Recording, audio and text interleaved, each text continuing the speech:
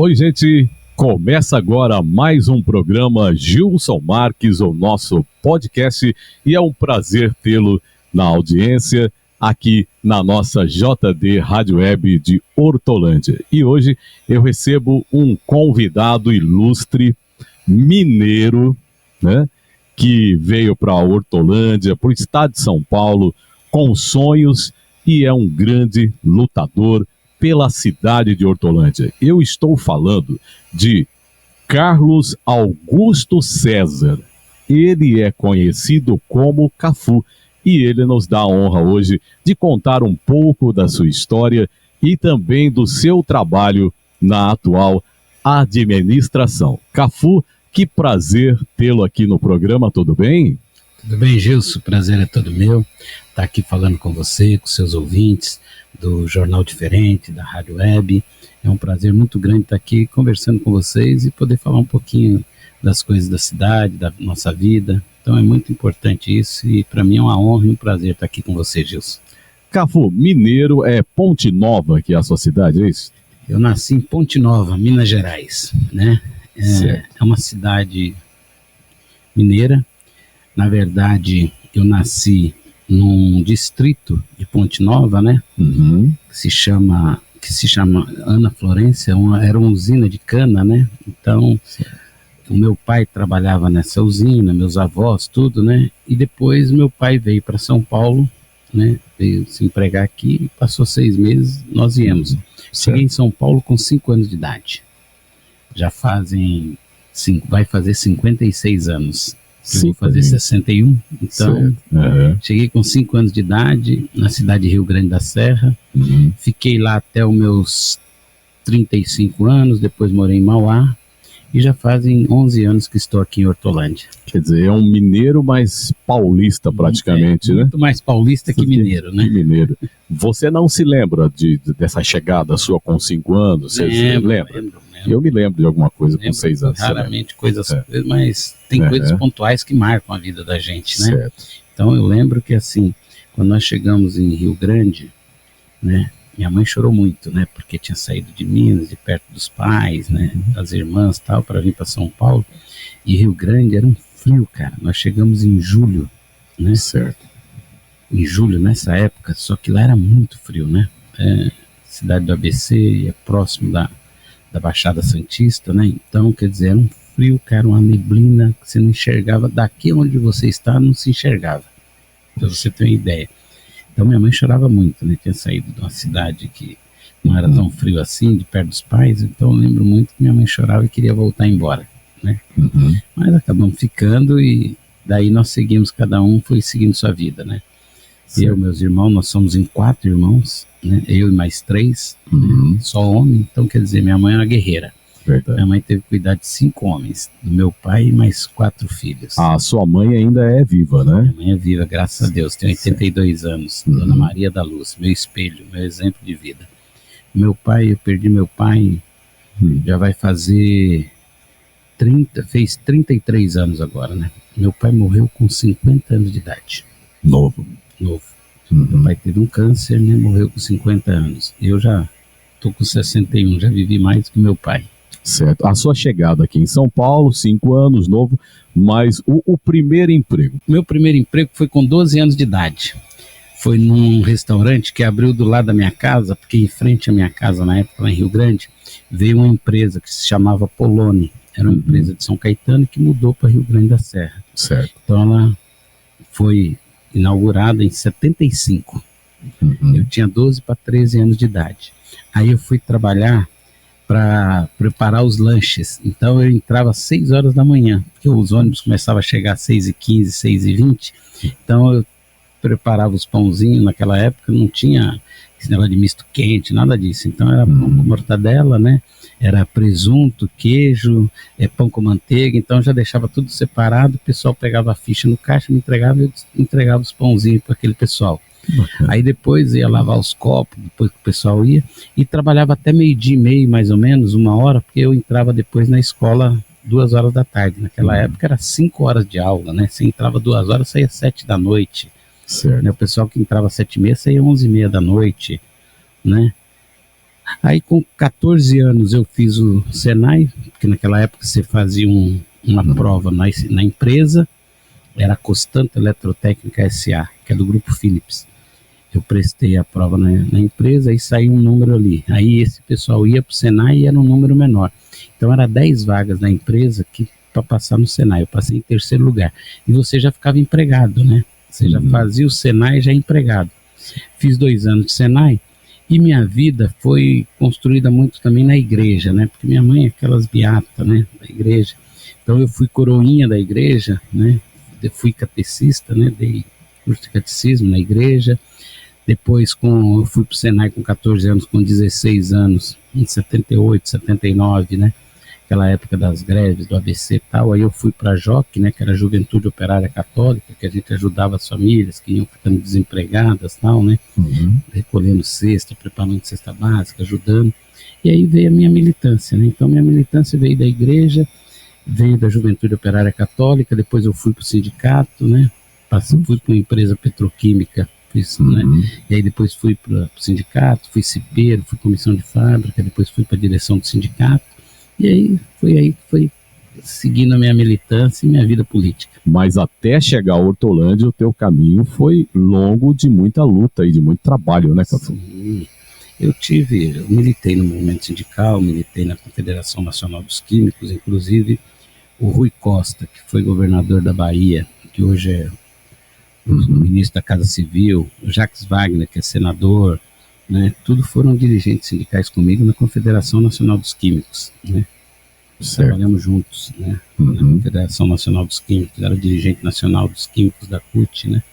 Fui da direção estadual do PT, né? Já fui secretário em outras cidades, né? Já fui secretário executivo do consórcio intermunicipal do Grande ABC, que reuniu 7 municípios. Já fui presidente do Fórum da Cidadania, então tem uma história vasta. A tua carreira, quantos anos já? Já fazem 44 anos. E no cargo de mando, efetivamente de mando, né, de responsabilidade de gestão, de mando, de coordenar, já são 37 anos. Vai fazer 38 anos agora. E eu sempre falo para as pessoas que o meu passado é o que me diz o que eu sou do presente. Eu tenho sempre com cargo de mando, de gestão, e assim, se você for ver, eu não tenho um processo de improbidade, não tenho uma investigação. Investigação sempre tem, mas não tem uma condenação, não tem um processo contra mim por nenhuma outra questão. Então, isso mostra, né, uma vida política e pública de 38 anos, você não ter nada que marque e que mancha a sua história. Então isso para mim é meu grande exemplo. Desde o início, como foi a sua chegada aqui na cidade de Hortolândia? Queria que você falasse um pouco sobre isso. Algumas coisas que ninguém sabe. Eu conheço o Ângelo desde 96. De 95 para 96 eu conheci o Ângelo.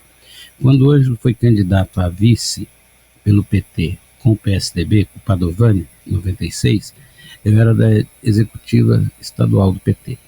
E naquela época, o PT só podia fazer coligação com o PSDB nos municípios se tivesse autorização da direção estadual. Certo. E as capitais se tivessem autorização da direção nacional. Então, para fazer aquela coligação com o PSDB, o Ângelo com o Padovani, a estadual tinha que autorizar. E teve uma comissão que veio para discutir isso. Eu fui um dos 3 da comissão. Então, conheci o Ângelo ali, né?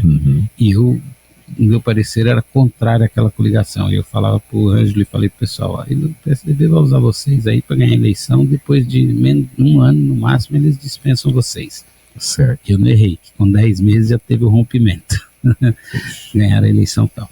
Aí em 2000, eu trabalhava com o Celso, eu era secretário executivo do consórcio intermunicipal do ABC.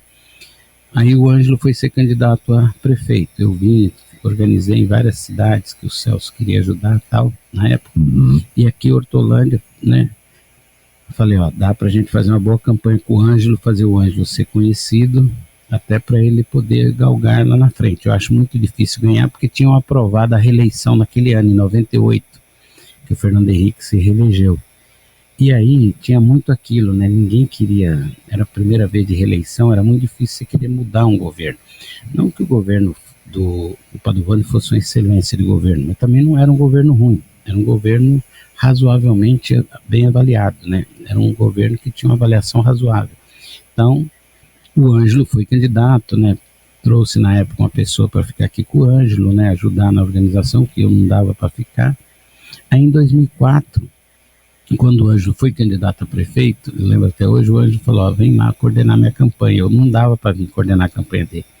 Ele queria que eu viesse. Ele me encontrou no Anhembi, estava eu e a Ieda, na época, que era minha esposa, e ele me convidou que eu viesse coordenar a campanha dele. Eu falei, Ângelo, não tenho condição de vir coordenar a sua campanha e tal, né?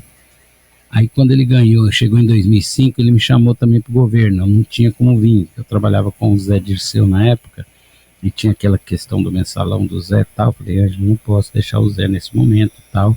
Não tem como vir. Não, mas eu preciso de uma pessoa. Aí eu indiquei, veio na época a Ieda, que era minha esposa, ficou trabalhando no gabinete com o Ângelo por 1 ano e meio, né? E chegou no final do ano de 2005, ele queria que eu viesse, eu falava que não dava para vir e tal. Então, assim, o Ângelo já quis me trazer lá atrás, né? Ou seja, 10 anos antes ele já queria me trazer. Aí eu fui depois, quando foi em 2012, teve o processo de disputa dentro do PT, né? As prévias e tal, eu vim, ele me pediu, né? Em 2012 eu vim ajudar a coordenar as prévias para o Meira, né, que ganhou as prévias do PT e depois foi o prefeito. Preparei a campanha dele para deputado, né? Ele ganhou como deputado estadual, teve todo aquele processo tal que eu cuidei, ajudei a cuidar, né? E depois ele veio para ser prefeito, né? Quando ele veio ser prefeito, ele era deputado, eu era chefe de gabinete dele. Eu falei, Ângelo, você quer ser prefeito em Hortolândia para quê? Você quer ser um prefeito para fazer mais do que você fez, porque você já tem uma história na cidade, né? Tinha uma história de Hortolândia antes do Ângelo e após o Ângelo. E eu dizia para ele, do mesmo jeito que hoje o presidente Lula passa pelo mesmo processo, eu dizia, ó, você já fez uma história na cidade. Para você ser prefeito, você tem que fazer muito mais. O seu maior adversário vai ser você mesmo. Ninguém vai comparar você com qualquer um outro prefeito. A comparação será com o que você fez e o que você pode fazer ainda. Se você for igual ou pior, tudo que você já fez na sua história vai ser manchado. Você tem que fazer muito mais. Aí ele falou, não, quero fazer mais. Eu falei, então, nós temos que buscar um projeto ousado. Nós temos que pensar uma cidade para 30 anos, quebrar vários conceitos e preconceitos que tem lá. Nós temos que levar um time bom, né? Não dá para ficar só com algumas pessoas da cidade, não que não mereça, mas nós precisamos trazer gente que tem experiência, capacidade, conhecimento para fazer uma coisa diferente na cidade. Transformar a cidade e colocar a cidade no outro nível, no outro patamar, né? E isso a gente sabe que numa cidade no interior tal tem sempre aquela questão, não, mas é o cara de fora, esse pessoal de fora, não é porque não valoriza quem está dentro. E eu sempre dizia para o Ângelo assim, Ângelo, governar é que nem futebol. Para você ser campeão, você precisa montar um time bom. Se você montar um time mais ou menos, você pode disputar para não cair e ficar na primeira divisão ainda, mas ali pela intermediária. Ou então, se você tiver um time ruim, você vai cair para a segunda divisão, vai perder a eleição, vai cair para a segunda divisão. Então, se nós queremos disputar para estar disputando a cabeça, para ser campeão, nós precisamos trazer jogadores bons. Então é isso. Então, secretário é a mesma coisa, né?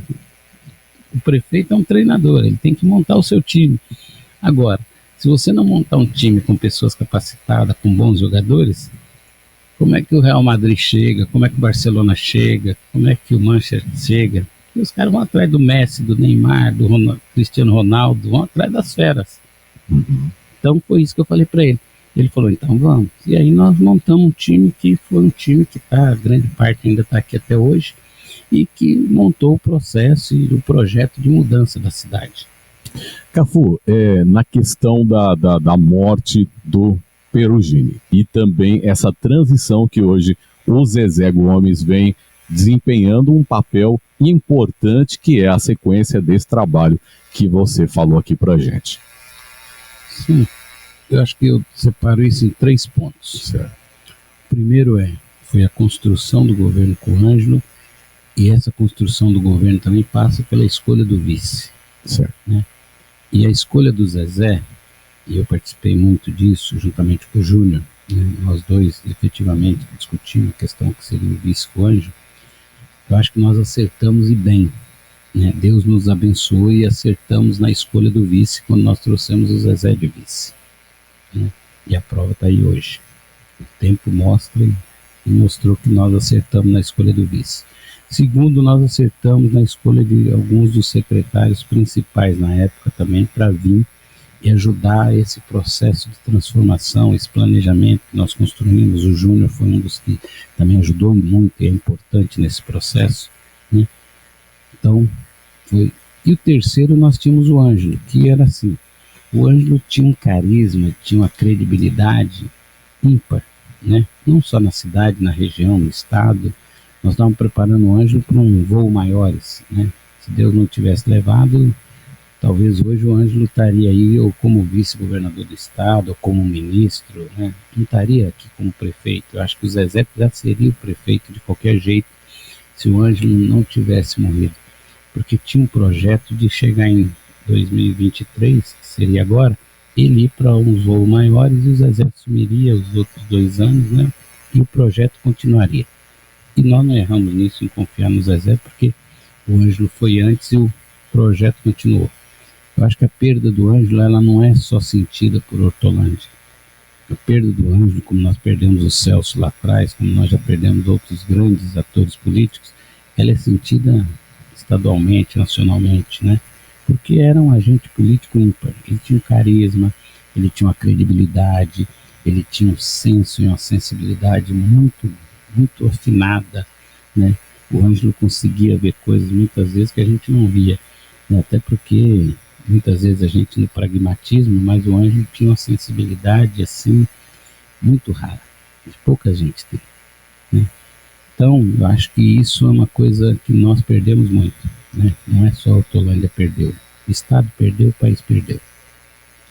E o Zezé foi muito sábio e muito inteligente, que era assim. E eu falo que teve 2 exemplos, na época eu falei para o Zezé, né? Numa segunda-feira, né? O Ângelo morreu dia 1º, na quinta, na sexta-feira dia 2, aí na segunda-feira dia 5, eu fui falar com o Zezé cedo, falei, Zezé, existe 2 caminhos aqui. E eu já, em 2002, nós vimos esse exemplo. Quando morreu o Toninho aqui em Campinas, e tinha morrido o Celso Daniel lá em Santo André. Os 2 grandes administradores, gestores, né? O que aconteceu em Campinas? Assumiu a vice. O grupo do Toninho, que tinha gestão, que conhecia o processo, que tinha toda a gestão do governo, tinha o projeto e o planejamento do governo e toda a estratégia do governo, quando a Isalene assume, o que ela faz? Tira todo esse pessoal e monto o meu grupo, agora o meu grupo, o meu time, que não tinha competência do time do Toninho. O que aconteceu? Foi uma catástrofe. O governo, ela nem foi para o segundo turno, entendeu? Nem foi candidato, tiveram que mudar o candidato, nem assim chegaram. Então, acabou o PT Campinas. Em Santo André, o João Avanileno fez o seguinte, manteve o grupo, que era o grupo pensante de gestão e de núcleo duro do Celso, para continuar tudo, e se reelegeu no primeiro turno. E continuou uns 4 anos. Então tinha 2 opções. Ou a gente mantinha o grupo, mantinha o projeto, mantinha a gestão, mantinha o legado que tinha sido construído pelo Ângelo, em que o Zezé também participou disso, ou ele podia, como muitos, né? Agora eu sou prefeito, é meu time, eu escolho e tal. Então o Zezé foi muito sábio e inteligente de manter, quase não mudou nenhum secretário e tal, e a gestão é isso, o sucesso é isso, né? O governo é um sucesso, o Zezé é um sucesso, porque deu essa continuidade, teve essa sabedoria, inteligência, humildade, e a amostra está aí hoje, é reconhecido, está fazendo às vezes muito mais, nos surpreende muito. Eu falo que o Zezé é uma grata surpresa, porque ele tem hoje uma habilidade que nós muitas vezes não conhecíamos, né? E ele hoje é a nossa maior surpresa. É uma grata revelação. Hortolândia, segundo o IBGE, cresceu aí 22% nesses últimos 12, 13 anos. Queria que você falasse um pouco sobre esse crescimento e Hortolândia preparada para receber os imigrantes, pessoas que chegam de outras cidades e que Hortolândia hoje mostra que é uma cidade sustentável, num trabalho sério e determinado, não é, Cafu? Isso é planejamento, viu, Gilson? Isso é planejamento. Iniciamos isso em 2016, o prefeito Zezé dá continuidade para isso, nos cobra muito isso, a questão de planejar a cidade, de pensar uma cidade, é pensar uma cidade para os próximos 30 anos, né? Nós vamos entrar o ano que vem no processo eleitoral, onde o Zezé já vem nos cobrando que a gente prepare um novo projeto para os próximos 30 anos. Nós preparamos lá atrás, em 2016, junto com ele, com o Perugino e tal, mas já faz 8 anos. E se pensar 30 anos, 8 anos é muito tempo. Então, quer dizer, muda muita coisa, né? Então, nós vamos pensar, a partir do ano que vem, uma cidade para mais 30. Mas vai chegar daqui a 4 anos, tem muita coisa que mudou. Então, o que eu digo para as pessoas é assim, eu falava isso em 2017, logo quando nós começamos, né? E aí foi uma das coisas que nós cobramos do Ângelo, falamos, Ângelo, não dá para você ir para a rua nesse primeiro momento, porque nós vamos ter que fazer várias coisas que não são boas, nós vamos ter que enxugar a máquina, nós precisamos rever muitas coisas, então não vai ter resultado nesse primeiro ano. Você vai ser cobrado e você não vai ter o que explicar. Então, e era isso. Então o Ângelo ficou, ele mesmo sentia que ele ficou mais retraído, a gente não deixava ele muito, ele sempre foi de rua e tal, porque ele ia ser só cobrado, não tinha que, e nós falávamos para ele, ó, a partir de 2018 nós vamos ter o recurso, nós já temos as obras preparadas e tal, e muita gente naquele ano de 2017, 2018 falava, hoje não se elege para mais nada, trouxe esse monte de gente de fora, que é isso, o povo não quer tal. E o tempo eu só falava, calma, paciência, o tempo vai mostrar. Chegou em 2019, 2020, a cidade começou a avançar, em plena pandemia, nós estávamos num processo de pandemia e as obras continuando na cidade, em plena pandemia nós trouxemos o açaí para a cidade, em plena pandemia nós começamos a instalar fibra ótica na cidade, ou seja, a cidade começou o seu avanço. E esse avanço que a cidade vem tendo não é um avanço que vai parar hoje, Gilson, vai parar o ano que vem, porque é questão eleitoral. O planejamento, nós temos hoje planejado e temos obras até 2027. Nós temos obras pensadas e planejadas e com recursos, e já separando recursos até 2027. Vai chegar em 2025, nós vamos já pensar para 2035. Então é assim, as coisas não é feita no achismo ou apagando incêndio, não, tem o dia a dia, né?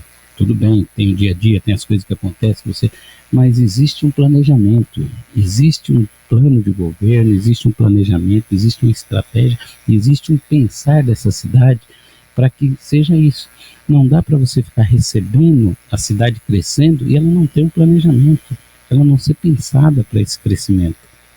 Se você for ver, já fazem exatamente desde 2020, já são 3 anos que nós não aprovamos nenhum novo empreendimento na cidade. Esses empreendimentos que estão acontecendo na cidade, os prédios, tudo, foram empreendimentos aprovados de 2019 para trás e que ficaram parados por causa da pandemia, ficou 2 anos retraído, 2020 e 2021, ninguém investiu, mesmo com a aprovação eles não fizeram, e que estão fazendo agora, 22, 23. Então são empreendimentos lá atrás. Por que isso? Porque nós estamos fechando um novo projeto, né, de lei e tal, para que a gente comece a aprovar os novos empreendimentos. Não dá para aprovar mais empreendimentos na cidade se nós estamos construindo uma prefeitura nova, certo? Nós queremos inaugurá-la no final do ano. Essa prefeitura é uma prefeitura que vai estar lá, usina de fotovoltaica, para as energias que nós vamos consumir, nós vamos produzir, vai ser autossustentável, nós vamos usar reuso de água, de chuva, vai ser totalmente iluminada, porque é tudo com vidro e tal, usar o máximo de luminosidade. Então, a prefeitura moderna, inteligente e sustentável.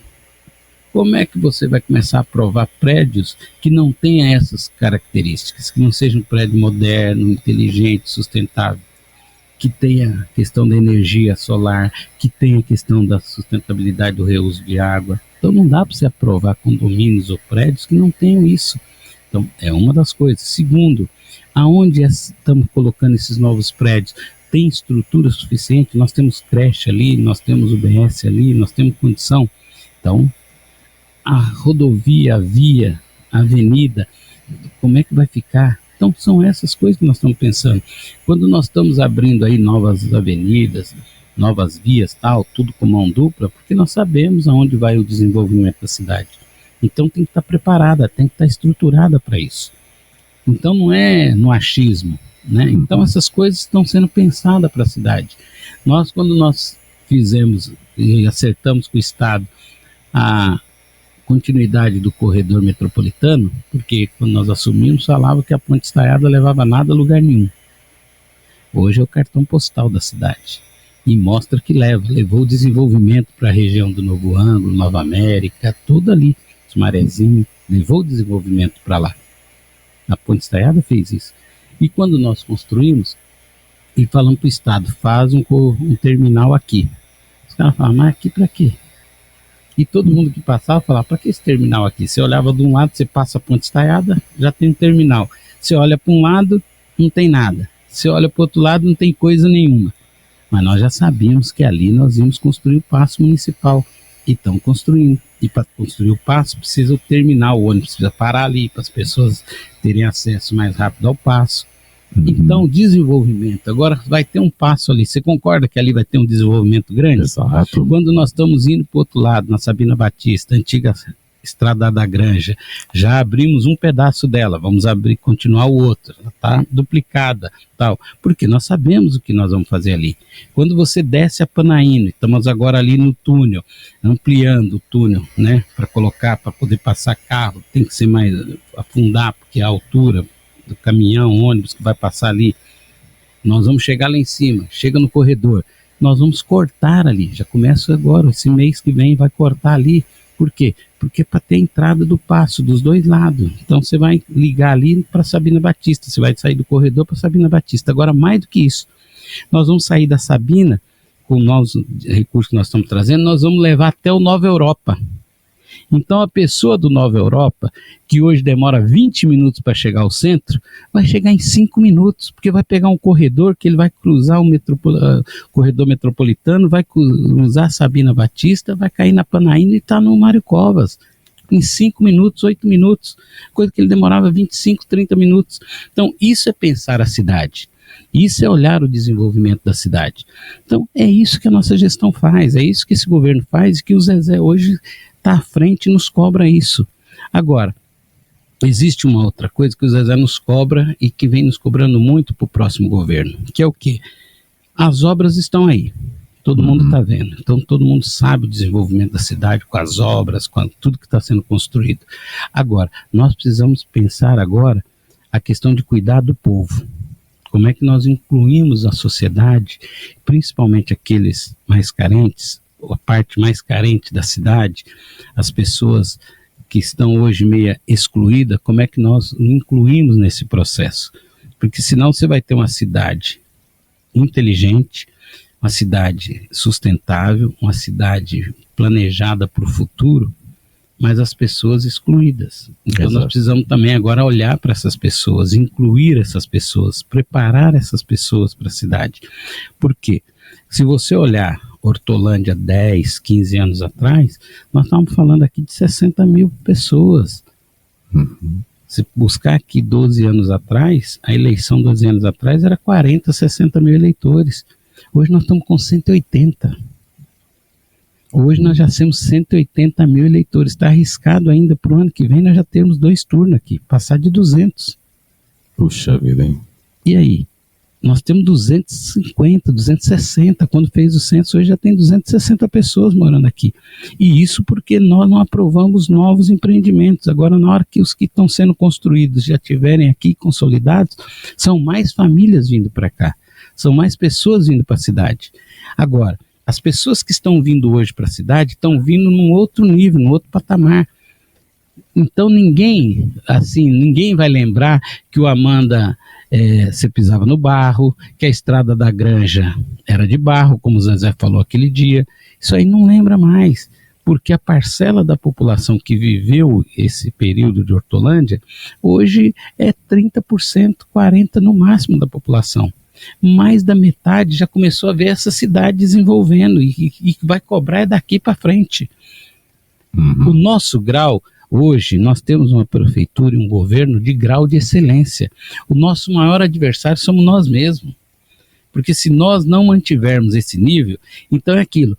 Um time ser campeão, tudo bem, você pode ser campeão.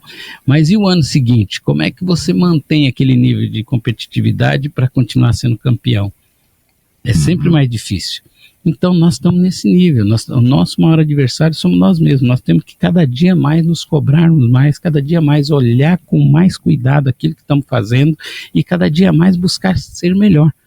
Porque senão a população não vai aceitar. E a população de Hortolândia hoje não vai aceitar um governo menor do que o nosso. Então por isso que às vezes as pessoas ficam falando, né? É legítimo. Eu acho que a oposição é legítima, a oposição fortalece, nos engrandece. Agora, ela não pode ser burra, né? Então eu digo assim, para alguém hoje querer ser oposição a nós, precisa ser muito, mas muito melhor que nós. Porque se for mais ou menos, não vai para lugar nenhum, não vai servir para ser vereador. Entendeu? Até porque nós temos uma Câmara de Vereadores hoje e que você faz a pesquisa, é bem avaliada. Por quê? Porque é uma Câmara que ajuda a governar. Esses vereadores, os projetos que nós encaminhamos para lá, eles entendem a importância do crescimento para a cidade e eles nos ajudam, aprovam, estão juntos. Aqueles que só vai ficar na crítica não vai para lugar nenhum, infelizmente. Você citou sobre o Paço, né, que agora vai ser inaugurado em novembro. Novembro, dezembro. Ali e vai se concentrar todos os departamentos da prefeitura. Então, vai haver aí uma economia, tanto de energia quanto aluguel, né? Seria isso. Gilson, há muita gente, eu vi um dia desse uma postagem de uma pessoa aí que vive fazendo postagens, que quando você vai ver o tanto de imbecilidade que ele fala e que aponta ali, então tem hora que a gente só tem que olhar para rir, né? Porque é piada. E o cara falando que, olha, porque em vez de construir o Paço deveria ser um hospital, que a obra é bonita, mas tinha que ser um hospital. Primeiro que não tem financiamento e empréstimo para construção de hospital. Não existe isso, certo? A não ser que seja privado. Para público, não. Né? Para o poder público, não tem. A saúde e a educação, você só consegue melhorar ela através de custeio, de investimento próprio. Então você tem que aumentar a sua receita para que você aumente o seu custeio tanto da educação como da saúde, né? Para você ter uma ideia, nós, quando assumimos em 2017, em janeiro de 2017, o orçamento da cidade era 730 milhões. O orçamento da cidade hoje, que está lá para aprovar para o ano que vem, é de 1.430. Em 7 anos, nós dobramos o orçamento da cidade. E por que nós conseguimos dobrar o orçamento da cidade? Por causa dos investimentos que nós fizemos. E aí as empresas estão vindo cada vez mais nos procurando, novos nichos de mercado estão nos procurando. Então, isso por quê? Porque é uma cidade que está sendo planejada, preparada, as pessoas veem isso e vêm aqui querer investir aqui. Então, essa é uma questão. Nós pegamos 50 milhões emprestados da Caixa para construir o novo Paço. Todo mundo falou, é uma loucura, os vereadores não deviam aprovar isso, e por isso que a gente agradece aos vereadores que eles confiam no projeto e aprovaram 50 milhões. Começamos a construção do Paço. Vamos entregar o Paço, se Deus quiser, esse ano. Hoje, nós gastamos de aluguel, hoje, o Paço, o estacionamento e alguns outros que vão vir para cá, nós gastamos R$560 mil mês. E em outubro teria o reajuste agora do Paço. Então esse ia aumentar mais ainda. Você põe isso no ano, dá praticamente 7 milhões. Nós gastamos de energia elétrica o ano passado, de todo o consumo, de todos os próprios públicos da prefeitura, Paço Municipal, Ortofácil, as UBS, as escolas, o hospital, UPA, nós gastamos 4.800.000. Esse ano vai passar de 5. Então eu estou falando a grosso modo, continha de padaria de 12 milhões. A partir do ano que vem, nós estamos construindo o Paço, nós estamos construindo uma usina, se você passar ali, você já vê, né? Sim. Os estacionamentos, tal, todo. Bonito. Nós estamos licitando agora, essa semana, sai publicado, nós vamos colocar mais 16 usinas em próprios públicos, que é na UBS, que é em escolas nossas, em MEI, e espaços nossos como ginásio, teatro. Nós já colocamos na ZUP, no hospital, então nós vamos ter mais 26 espaços de usina. E nós aqui, debaixo da Ponte Estaiada, nós vamos licitar agora também, ali nós vamos usar uma área de eventos, nós vamos preparar uma área de eventos, e nós já vamos começar agora esse ano a colocar ali também mais um estacionamento, com 300 vagas, que também será usina, igual a do Paço. Nós vamos fazer uma nova usina ali também de fotovoltaica. Isso representa o quê? Isso é pensar o futuro, é planejar a cidade. Isso representa que a partir do ano que vem, de janeiro, março, por aí, todo o consumo de energia da prefeitura será paga com essas usinas. Agora, mais do que isso, vai sobrar energia. Nós vamos repassar energia para a CPFL. E isso quer dizer o quê? Nós já estamos discutindo, né? Vamos fechar isso até o mês que vem. Vou te contar uma novidade que ninguém sabe. Você é o primeiro a saber. Maravilha, hein? Né? Eu acho que nem o prefeito ainda anunciou.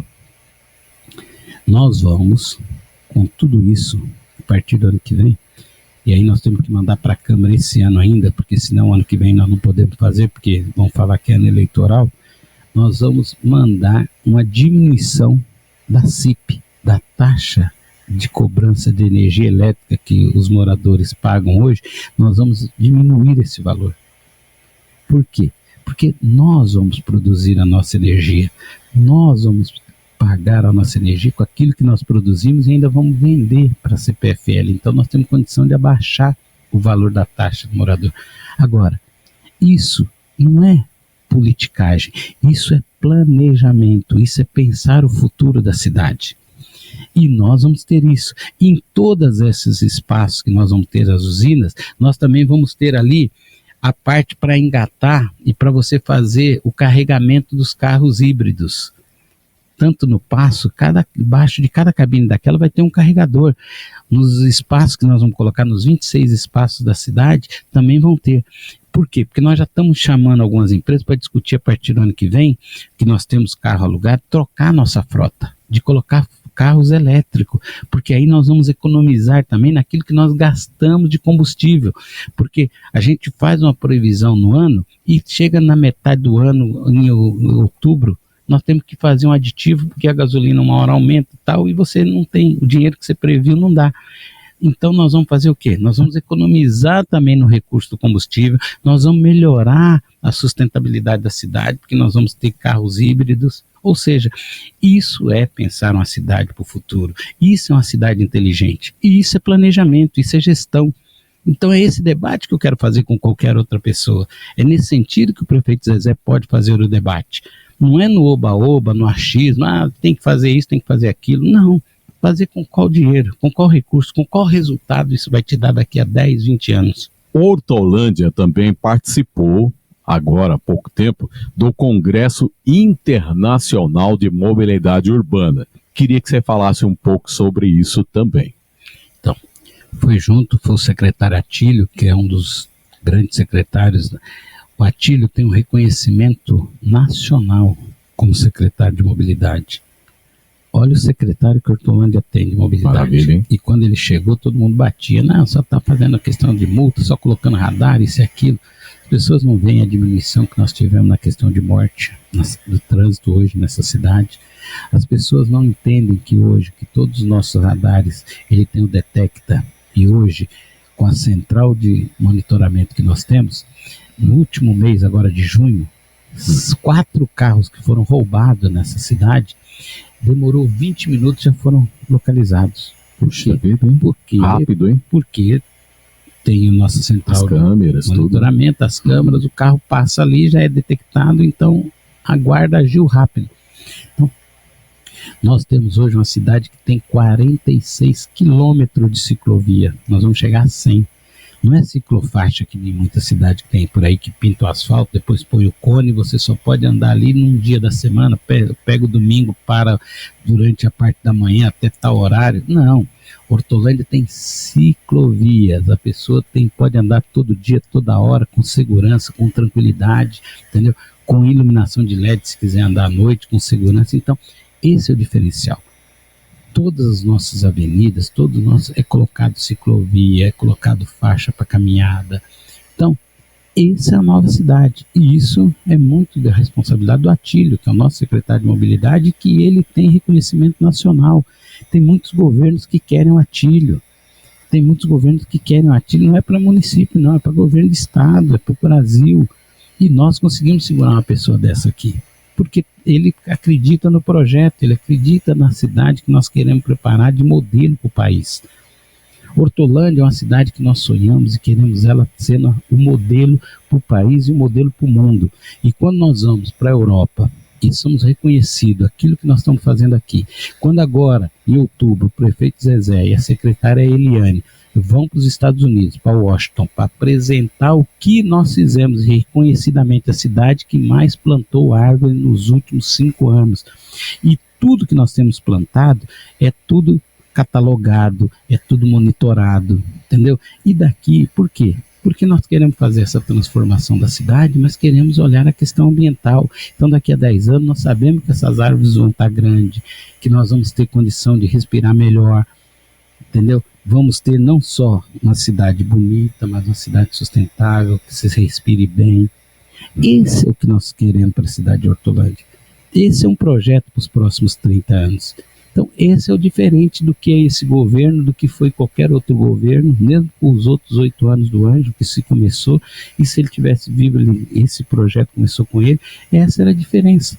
E eu acho assim, aonde o Ângelo está, eu tenho certeza que ele está olhando a cidade e abençoando a cidade. A continuidade do Zezé nisso, então eu acho que é isso. E nós temos que pensar a cidade para os próximos anos. Então, ano que vem tem processo eleitoral, nós vamos apresentar para a cidade aquilo que nós temos de projeto para os próximos anos. E a cidade vai avaliar, a cidade vai escolher se ela quer continuar andando sempre com um passo à frente ou se ela quer dar 10 para trás. Essa escolha vai ser da população. Cafu, a cidade é premiada. Recebeu prêmios, né? Então, e vem recebendo cada dia mais. Então, eu queria até que você falasse para a gente sobre esse prêmio de geointeligência que foi aplicado agora na gestão atual, que é um prêmio espetacular, não é? Que para nós ainda é pouco. Não dá para a gente ficar em 10º lugar. Certo. Entendeu? É aquilo que eu te falei. Você pegar o Campeonato Brasileiro de 20 clubes, você está no meio. Não, nós não queremos estar no meio. Certo. Nós queremos estar na ponta. Nós queremos ser campeão. Então, o que eu estou te dizendo é isso. É importante todos esses reconhecimentos que nós estamos tendo? Mas isso só nos basta. Não nos basta isso. Nós queremos mais. Certo. Nós queremos ser uma cidade modelo para o país, uma cidade modelo para o mundo. É ousado isso? Mas é isso que nós queremos e é isso que nós vamos buscar. Praticamente aí o último ano do Zezé, ano que vem a eleição. Queria que você falasse um pouco sobre esse lado a lado junto com o Zezé, essa sua amizade e também competência ao lado do prefeito. Então, eu me sinto um privilegiado, né? Eu me sinto um privilegiado porque na minha vida pública, eu trabalhei sempre com os melhores e sempre assim, em cargo de mando e de muita confiança das pessoas que eu estive ao lado. Isso foi também aqui com o Ângelo, né? E agora com o Zezé. O que eu digo é assim, nós temos o time, né? Então, o Zezé é o nosso treinador, como era o Ângelo. E eu sou o capitão do time. Muitas vezes as pessoas ficam bravas, tal, aquilo, mas o meu papel é dentro de campo que meu time faça o melhor. Então eu cobro o goleiro se ele errar, eu cobro o lateral, eu cobro o atacante, me cobro também, que eu também tenho que errar o mínimo possível, porque não dá para mim, se eu errar e ficar querer cobrar dos outros, não posso. E o Zezé é o treinador. E a nossa relação é uma relação muito próxima, de confiança, entendeu? De credibilidade um com o outro, de saber, é aquilo. Vamos fazer uma comparação, vou fazer uma comparação pelo Santos, o Zezé Santista. Então, né, quando estava lá o Perugini e eu, então estava lá Pelé e Coutinho. Pelé foi embora. Então, aí veio o Neymar entendeu? Então, entendi. Veio agora o Neymar, tá o Neymar e o Diego Ribas, tá o Neymar e Juari, ou seja, continuou uma dupla, né, de duas pessoas que se entendem, que sabem jogar juntos, que um já olha para o outro, sabe para onde vai tocar, o que está esperando. Então, é assim, essa relação minha do Zezé, cada dia mais ela cresce, a confiabilidade tanto de um com o outro, né, porque isso tem que ter confiança, você precisa confiar, né, e é isso. Então é assim, eu me sinto privilegiado, ele me dá toda essa autonomia, toda essa confiança, ele sabe que não tem, as pessoas muitas vezes confundem as coisas, confundia isso às vezes com o Ângelo, e às vezes confundia com o Zezé, mas o Cafu é que manda isso aqui, não existe isso, é aquilo, quem manda é o prefeito, quem mandava era o Ângelo, quem manda é o Zezé. Eu sou a pessoa que tenho que colocar e fazer o time correr dentro de campo e fazer a bola andar, a bola rolar. Então essa é a diferença, e essa confiabilidade ele sabe que eu não vou fazer nada que amanhã ele não vai saber, como era com o Ângelo. Aquilo que eu faço é aquilo que está determinado para ser feito, e isso ele sabendo, às vezes mesmo ele montando tal, eu vou e depois ele é o primeiro a saber, estou tocando por aqui porque eu achei que essa era a melhor alternativa. Se ele falar que não é, opa, então vamos rever, vou lá e revejo, vamos fazer de outro jeito. Mas não existe isso de se fazer qualquer coisa que não esteja entrosado. Cafu, a questão da segurança em Hortolândia. Nós fizemos investimentos, tanto na parte de armamento, como na parte de uniforme, de coletes, tudo para a Guarda Municipal. E agora nós fizemos um concurso público. Então nós estamos na segunda fase desse concurso, onde nós vamos colocar até outubro, novembro, mais 40 guardas municipais vão ser convocados, né? Eles estão nas fases do concurso, né? De treinamento, de ver a questão da aptidão e tal, né? Então nós estamos preparando isso. Para quê? Para melhoria na questão da segurança. Agora as pessoas precisam fazer uma separação e ter um entendimento, Gilson. Segurança não é responsabilidade do município. A Guarda Municipal, o papel da Guarda Municipal constitucional é o quê? É zelar pelos prédios públicos, pelos próprios públicos, é zelar por aquilo que é do município, né? Mas hoje a nossa Guarda Municipal faz papel de polícia. Ela acaba indo atrás de ladrão, ela indo atrás de traficante, ela ficou diminuindo e cuidando das coisas que seriam da Polícia Militar, que é do Estado. Então o que a gente cobra do Estado? O Estado precisa investir mais na segurança, o Estado precisa trazer mais policiais para Hortolândia, mais policiais para as outras cidades, a região metropolitana precisa ser olhada melhor. Agora, como isso não está acontecendo, nós estamos buscando fazer a nossa parte, que é o quê? Melhoria e condições para que a guarda que está aí hoje possa trabalhar, aumentar o efetivo da guarda, criar o que nós criamos, uma central de monitoramento, colocando câmeras e detecta nos nossos radares. Para quê? Para que a gente amanhã tenha um cinturão de segurança na cidade, porque isso ajuda também. Agora, tem coisas que tem que ser da Polícia Civil, da Polícia Militar, que é a parte de inteligência. Agora, isso nós cobramos. Agora, o município em nenhum momento está deixando de fazer a sua parte, está fazendo além da sua parte. A associação da iluminação de LED com a segurança é importante, né, Cafu, sobre isso, né? Não, isso é pensar uma cidade inteligente. E o que as pessoas precisam entender é o seguinte, os postos que nós temos de iluminação de LED, eles não são só preparados para isso. Eles estão sendo preparados para receber câmeras também de monitoramento, né, que nós vamos ter. Então, nós estamos fazendo levantamento, isso é questão de estudo, de inteligência, a guarda nossa, né? O Jogo está discutindo isso aí com o pessoal da Polícia Civil e tal, para ver onde tem maior foco de criminalidade, que aí amanhã nós vamos ter nessas iluminações, câmeras também, para a gente poder diminuir essa parte de criminalidade. Então, nós estamos jogando peso nesse sentido. Cafu, queria que você ficasse à vontade, alguma coisa que a gente não tenha perguntado aqui no nosso bate-papo, e desde já, Cafu, desejo a você sucesso, continue assim, competente, do bem e que leva sempre uma palavra amiga para os amigos que estão ao redor. Muito obrigado. Obrigado, Gilson, foi um prazer estar aqui conversando com vocês. Eu acho que nós conseguimos bater um papo de tudo, né? Eu só quero deixar um recado aqui para as pessoas. Eu acho que a vida nossa, ela é feita de duas coisas. Pelo menos a minha é muito isso. Primeiro é a fé. Nós temos que ter fé em tudo que nós fazemos. Se você não tiver fé, não adianta você nem levantar da cama e começar o seu dia. Então nós temos que ter fé, agradecer cada dia que nós temos de vida e ter muita fé. E o segundo é foco. Então a minha vida é feita disso, é feita de fé, foco e determinação. Desde os meus 12 anos de idade eu me vejo assim, tendo fé, tendo foco, tendo determinação. E buscar, a gente tem que buscar fazer o melhor e nos cobrar. E não achar que aquilo que nós fizemos já é o suficiente. Não. Cada novo dia é um novo dia de cobrança, é um novo dia de você focar naquilo que realmente você quer, estar determinado para aquilo.